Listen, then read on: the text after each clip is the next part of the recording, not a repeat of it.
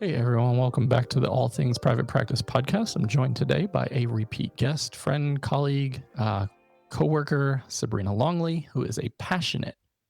I just fucked up your bio that I was just giving you credit on because I said it wrong. Sabrina is That's okay. passionate about offering lived and clinical experience to support both clients and other mental health providers related to topics including racial justice, neurodivergence, fat liberation, teen mental health, and DBT. She works to honor her own lived experience and the lived experiences of other marginalized folks to promote ethical and just mental health care.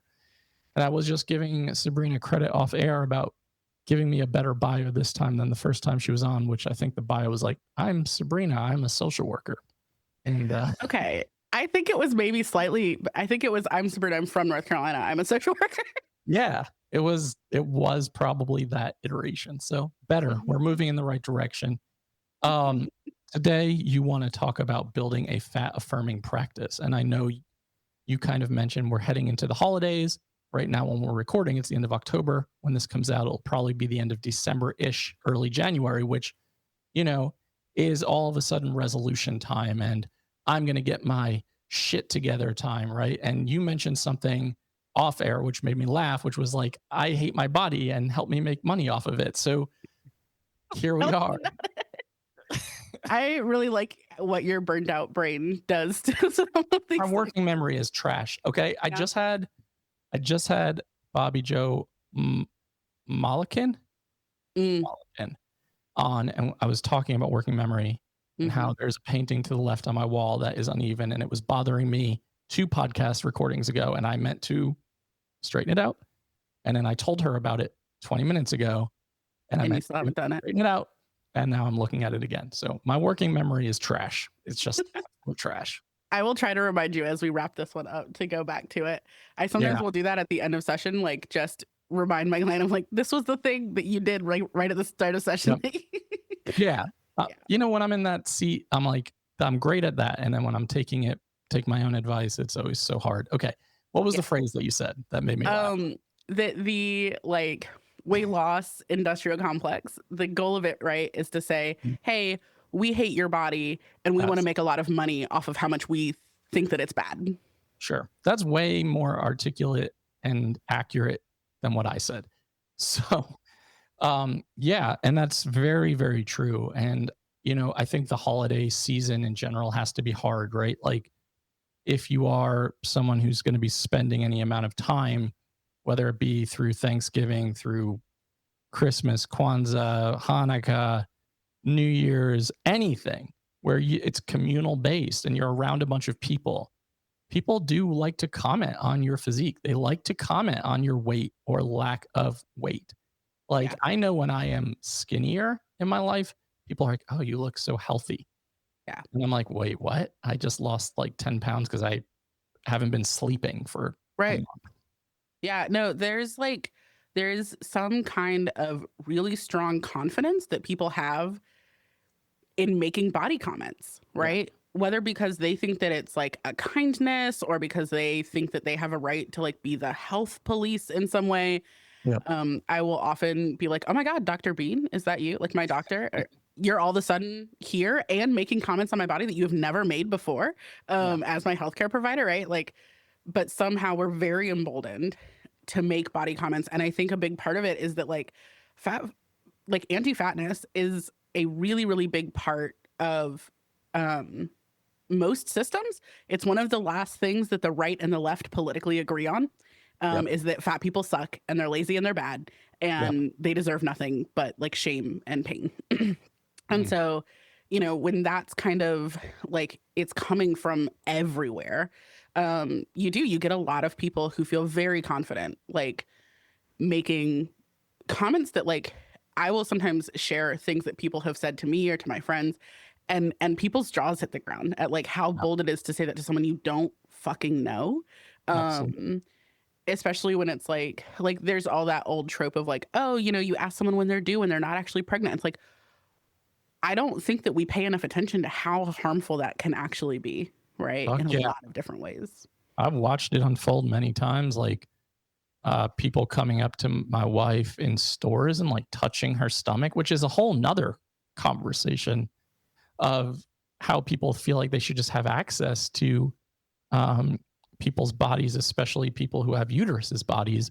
And Especially Black people who have uterus yes, bodies, or yeah, people that they perceive to have uteruses, right? Like, there is this, yeah, like, oh, and it always harkens back to me of, like, Black people used to literally be put in petting zoos, and I'm like, "You don't see how this is actually an echo of that same pattern happening again, but yeah, you think it's okay because of how we stand socially." yeah, Both from a absolutely. racial perspective, but also because my body is something that you are perceiving, that, like, there are comments of like, "Oh, I'm so glad that you're getting healthy." And it's like, you don't actually know anything about the state of my health unless I have shared it with you. Yep, And that, like, none of the things that are part of the state of my health have to do with anything about my weight. I yep, was in a car accident and I broke my back. I use a yep, cane and it's not because I'm fat. It's because I broke my back. I would have right, broken it if I was skinny too. Like, sure, that isn't something that would have changed. But I think a lot of people are really in that. And unfortunately, like, in mental health, it is one of the first things that we go to is yep, like, oh, our clients need to be moving. And like, that is actually how they'll feel better emotionally. And yes, I think that movement can be really helpful and important, but to assume that your fat clients are not moving already is a right, really big problem. I actually absolutely, went, Reagan Chastain is a fat athlete and a statistician and like activist.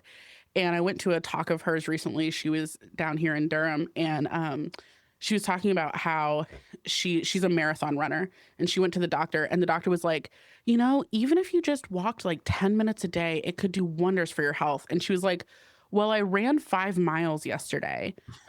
So, and he was like, well, you don't have to lie. oh, First of all, why would I make up that? Like, why would that be the lie I would go to? But like, there is this automatic assumption that we know the activity level, the yeah, food intake, all of these different things. Even like, I know people with diabetes where their doctors will be like, you need to change what you're eating without ever asking what they're right. eating in the What are first you place. eating? Yeah, there's Right. a lot of implicit bias and there's a lot of assumption. And that automatic equation of like fat equals lazy, fat equals less than, fat is a bad word. And you mentioned this in your talk in Greece about like traveling while fat and Mhm. how concerned about losing a suitcase in a area where they may not have clothing that would fit your body. Yeah. And I think that was eye opening for a lot of people in that room because they were like, oh, I've never thought about sizing that way. I've never thought about like discriminatory practice in terms of like the fashion industry in that way. Mhm. Yeah, there's actually a really cool like little graphic made by the Fat Lip. Like, is there thefatlit.com. And it kind of goes through the way that we in the fat liberation community talk about like the different levels of fat, right? And so, because fat isn't a feeling, Right. right? Fat is an access issue, right? And so I don't feel fat. I literally cannot buy clothes in certain stores. They do not make Right. my size. I go to specialty stores, right? So I'm about a torrid size 4. Um, and I became a torrid size 4 like during lockdown. So I was a torrid size 3 before that. And let me tell you, like, the amount of access that I had to clothes shrank drastically. And Yeah. we use torrid because that's a really big, famous, like popular plus size brand and retailer in the United States. And so they're a little bit standardized, but women's clothes are always kind of bullshit in terms of standardization. But like, I need a seatbelt extender. I asked for one on my flight from um, Canada to Athens, and they Mhm. forgot to bring me one. Spent that entire flight with no seatbelt on because, like, a they didn't really like. I was all the way in the window. They couldn't really see if I like. They come by and check if you have it, but like, I'm Right. fat. They didn't know. Is it under? Sure. I don't know. And they just forgot to bring me one. I don't care that much because, like, if the plane goes down, I don't know what this little tiny seatbelt's going to do for me. But that, like, it's not even something that they're really paying that much attention to, Right. right? And so, um, there's all of these things that I keep a track of in my head that other people don't have to. And so this chart kind of goes through like there's small fats, and like there are ways in which, maybe you sometimes have to shop in a plus size store, but a lot of times a straight size store will carry clothes that you have. You fit in most seats that are publicly available in these different places. You don't need a seatbelt extender, all these things. And then Right. there's mid fat, right? Which is a little bit like you need a little bit more of that like specialty sizing. You don't fit in all the things. Sometimes you have to shop online. And then there's super fat and infinite fat. And that's when you start getting into like 4, 5, 6 plus like sizing. And like sometimes even online, like even plus size stores in person do not have my bra size. And sometimes they don't even have it online, right? Because of the way that bras are made. And it's annoying and it sucks. And so then, you know, when a lot of like even dietetics, right? So like dietitians and nutrition therapists and things like that, like a lot of them are thin and a lot of them are like straight sized or at most like small fat. There aren't a lot of fat providers in that space. And so it ends up being that like, okay, like how is this person going to respond to me? Are they going to Right. understand that I'm not just saying I feel fat and it's a cognitive distortion that I need to fix? Are they going to Sure. understand that I literally do not have access and that I was so panicked before my flight to Scotland because I was like, I fit every single piece of clothing that I wore in Scotland. I fit in my carry-on and then my little backpack that I carried as well, which we were not sure was going to get Yeah. through. My little my personal item, which is supposed to be like tiny, was the same size as my carry-on. I sent Patrick a picture and he was like, I have concerns. I did have concerns for, Mhm. more for the reason of like, what are they going to tell you? Or like, what are Right, they going to say? But, it was eye opening for me because you were like, well, I have to have this. Like, I can't right. not have this. And I'm not going to check a bag because I'm so concerned that if the bag gets lost, which is so fucking common these days, Mhm. then what am I going to do in this other country? Like, if I don't have access to clothing, if I don't have access to like clean underwear and bras, because like I just can't find them. Right. And for me, I really appreciated you sharing that information because that was not at the top of my mind. Yeah. Um, and I think as someone who I have like body dysmorphia and I Mhm. constantly think that I'm fat, I also have access to all of The the things that things you that you need. just listed that you may not. Yeah, and I think that that's an important thing too, right? Is like that still matters, right? That like Mhm. that is the way that the anti-fatness in the culture shows up for you. In the same way that Yep. you as a white cis male are still affected by the patriarchy, Yeah. right? You are still affected by anti-fatness, just not in the same ways. Right. And so Absolutely. like we have to be aware of those differences in order to actually serve both parts of the population. Yep. That's a huge important distinction. So with that being said, moving into affirming practices, Mhm. tell us about what that means. So like anything, it means a little bit different to everybody. Sure. But I think that one really important part is to start from especially if you're not active in the fat liberationist space, right? Start from the I do not know Yep. space, right? I don't know what my client eats. I don't know if they are what I would consider healthy or unhealthy. I don't know if they care about being healthy. We don't owe health to anyone, right? Sure. And so, like, really starting from a curious spot as much as you can before trying to say, like, oh, but like, you need to move your body. Don't presume that you know how much they do or don't do that, or how much they can or cannot, which is a whole more disability Right. focused thing, right? For sure. Um, have like I remember so you said so I've got an office in Raleigh and you messaged one day and were like, do you have like couches and chair, like do you have everything you need in the office in Raleigh? And I was like, like a better couch would be nice. It was actually this one that was in our office. I got it for free. It's bad. And you were like, here's a budget, find a new couch. And I was like, okay. And I immediately went to the weight ratings on Wayfair because I want the highest weight rated couch, partially because like I work with teens, we have folks who work with couples, we have folks who work with multiple people in a family. If multiple people in a family are in the office and need to sit down and are fat, we need a couch that is weight rated to support everybody who needs to sit on that. Right. Right. And I never want it to be that a client comes in and is like, "Ooh, is that going to hold my weight?" Because I've definitely had that happen. Sure. And it's scary and it feels bad to have to think about that as the first thing that you think about in the beginning of your therapy session. Right. Yeah. When you're already self-conscious enough as it is about whatever else is going on and how am I going to be perceived? Now, how am I going to be perceived because of my body? And Exactly. having to almost go into some of those sessions if you are not explicitly stating that you practice from a fat liberation, health at every size, affirming practice, that maybe my therapist is judging me how because of how I look. Yeah, Maybe exactly. my And that can doctor make is it judging me because of how I look. Yeah. right.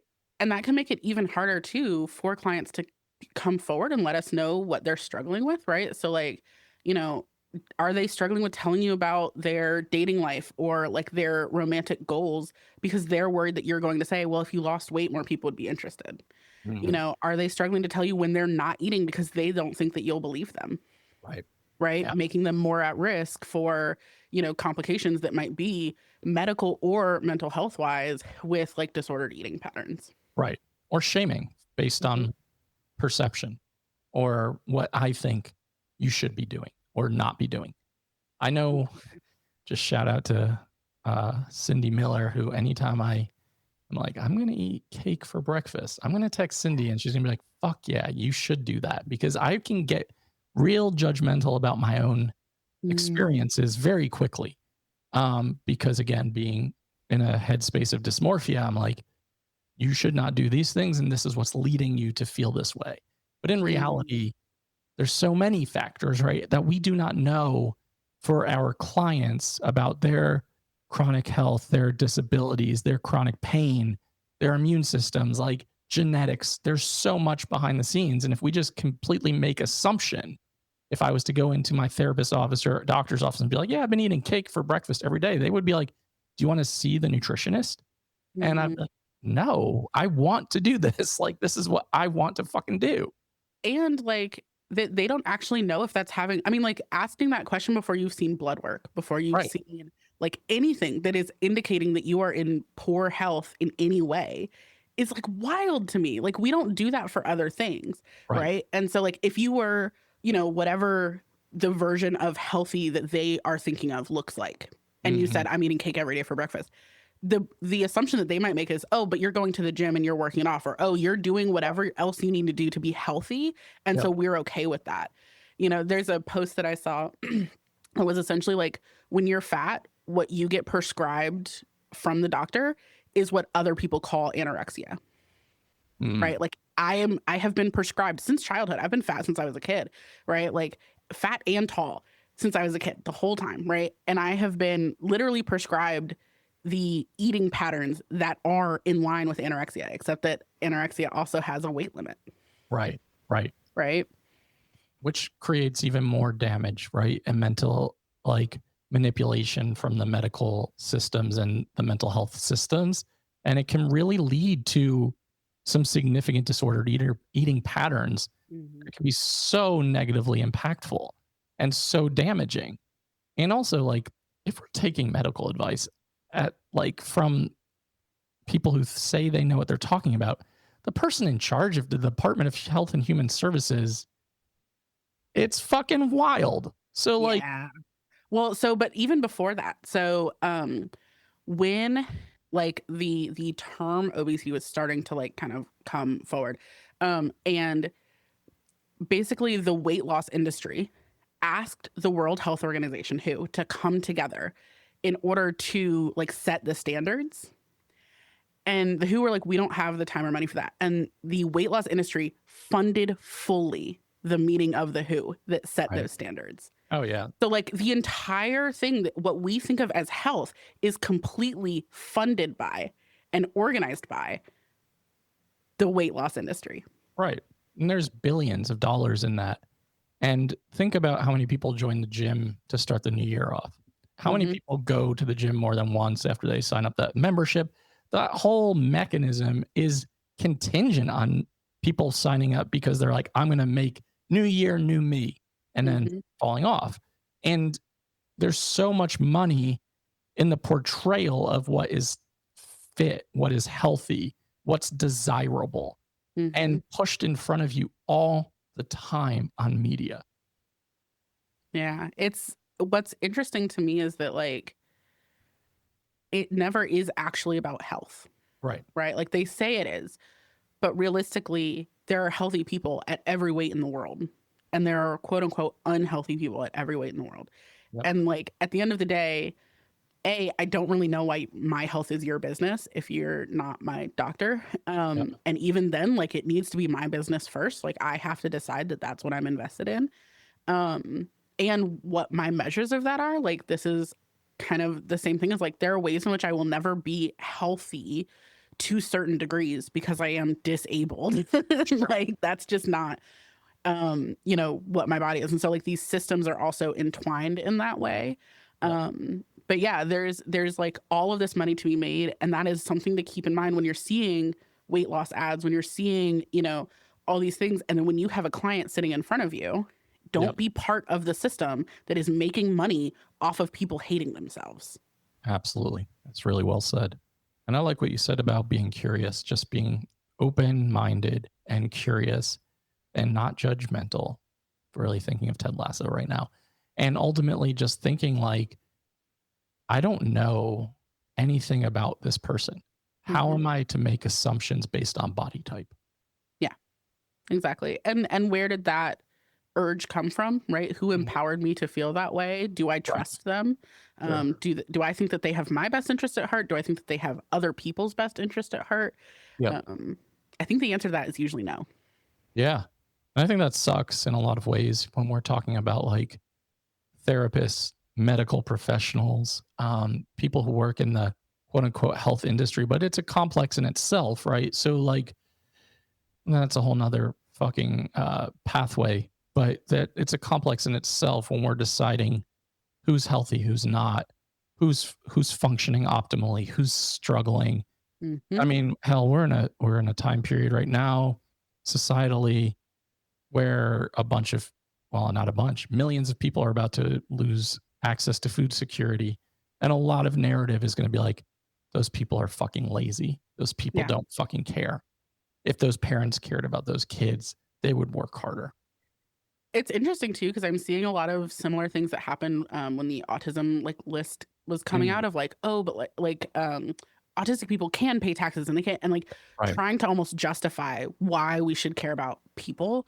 right, And that's kind of the same thing that happens, right? Is like there are good fatties who want to be thin and who want to do all these things and who starve themselves and all this shit. And then there are bad fatties who like don't do any of that or pay in or right. play into that.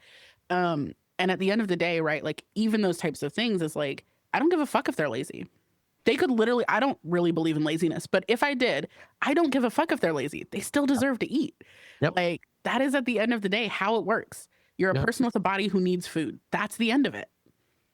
It's humanity, right? Like I always think about who who wins when groups of communities are divided like that about like if you want to say good fatties, bad fatties, autistic people who maybe are lower support needs versus higher support needs. Who is fucking winning when these groups are at each other's throats about Mhm. who's good and who's bad? Yep. Class consciousness, baby. Hmm. Yeah, and it's Important. it's it's a weird time to like be alive in terms of like what a meta experience to constantly be examining this stuff in real time and to be seeing it on social media in front of your face at all time in all sorts of different media and to almost be conditioned to believe and react a certain way based Hmm. on what's put in front of your face. Yeah, exactly. Yeah, I think that that's another part is like really making sure that you have diversified media consumption because we all consume media, whether it's social media, whether it's books, whether it's podcasts, whatever it is, like make sure that you're listening to fat people, that you're watching how they live their lives with the ones who have shared it with you. Like I got a comment on an Instagram post the other day that was like, people always tell me like it's not my job to educate you. Yeah, because the education exists. There are Right. tons of fat people who have written books. There are fat people with podcasts. I have one myself. There are fat people who are on TV and in movies and who are making TV and movies. Like Yep. the narratives are out there. Sure. go and find them, right? And then Absolutely. engage with them. And then that way you also have more resources to share with your clients. Yeah, that's a really good point. One thing that's coming to my mind is, we've kind of been creating some new web pages and services pages on our website for Resilient Mind Counseling, and how you were mentioning to our person who's helping us with web design, like it's really hard to find images of fat Oh people my God. because we want to obviously create and model representation. And if all the Canva images of are like the same fucking image, or there are basically none to be found, that's problematic. Yeah, well, and it's not even like none to be found. It was, I can't find any pictures of happy fat people who aren't at the gym, Right. of large fat people, of fat people smiling. Like it's a very Right. specific Yeah. type and narrative that is really hard. I actually ended up using like Unsplash, which did have some, which was really nice, but like Yeah. it is actually one of those things where you'll see an image that's like, "Oh my God, we love diversity," and it's all thin people. It's Right. people of every shade of even like there's different disability status, but it is all thin people. Sure. And like that's the kind of stuff that like really gets me. And even when it is fat people, it'll be, thin waist, like hourglass shape, like a particular type of fat person, right? Right. That there's like hierarchy in all of this. And there Or doesn't they have to just be. look miserable and depressed and like my And they're life is wearing gym hell. clothes. Yeah. Yep. Yeah. Yeah. And I'm glad that, that's something that you brought up in those meetings too, because again, needing the voices of people with lived experience to be able to say like, hey, this is not representation, right? Like we need to do better. So if you're listening and you're like, I support health at every size and I offer fat affirming therapy and your website is all skinny people, it may not send the right message. I have a story about that for you Yeah. after. Oh, Yeah, oh, that's an um, off air story. Okay. it's an Go on. off-air story. It's not like bad. I can tell part of it on air. Just I was meeting with my dietitian and she was like, "Oh, like there are these really cool like cards that kind of go through these different words about body affirmation and they're made by this person with this practice." And I was like, I don't have the cards in front of me. We meet virtually, but I was looking them up online and I was like, "Are any of the cards fat people?" Like the whole point of this is like to build like body confidence and there are no fat people. And so she was like, "Oh, oh no." And it's like, yeah, like I think it's really easy again when you are not exposed Yep. to a particular thing, like it's really easy to default to what you see all the time. And so if you're not seeing fat people because you're not actively looking for them, even if you are fat yourself, like that's the other part, right? Is like I see myself more than other people do. Like average folks who aren't on Zoom meetings all day or things like that in therapy. But like there are actually a lot of ways in which if I don't specifically curate my environment, my friend group, my work colleagues, I don't like, I do hire anyway, ADHD. My social media, like the movies that I watch, fuck the porn you engage with, like there are tons of ways in which you need to make sure that those are all diverse in lots of different ways. Right. Or you are going to start normalizing one thing over another. Yeah. That's a great point. Very good point. Yeah. I think that's a great transition point and final perspective for everyone listening. I always appreciate your takes and I always appreciate learning from you. So I think just keep doing what you're doing and getting your voice into the world. And I know you have some ways that you are doing that for people who might be interested. So please share that. Yeah. So Your since face just made the. I first of all, I'm doing a lot of things, and so Mhm. I feel lots of ways about that.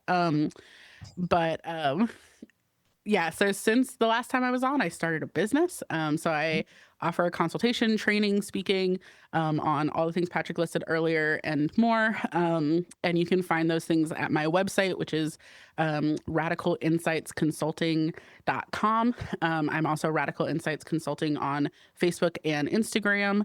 I also host a podcast with my friend Cade, where we are two aspec autistic kinky therapists who talk about relational stuff for aspec autistic kinky folks. And so you can find that at Aces Up Your Sleeve, wherever you listen to podcasts. We also have a Patreon for some bonus content. We actually have an episode coming out soon with our friend, Patrick and I's friend Jamie, where she talks about like how to make a dating profile and how to like use the apps. Oh, it's such a good episode. And the bonus content with her will be on our Patreon. So that's really fun. And you can also find us at Aces Up Your Sleeve on Facebook and Instagram as well. So yeah. Sweet. We'll have those links in the show notes for all of you so you have access to everything Sabrina just listed. Thanks again for coming on, and I'm sure I'll talk to you in a lot of different ways over the next couple of hours. That seems highly likely given our track record. And to everyone listening to the All Things Private Practice podcast, new episodes are out on Saturdays on all major platforms and YouTube. Like, download, subscribe, and share. Doubt yourself. Do it anyway. See you next week.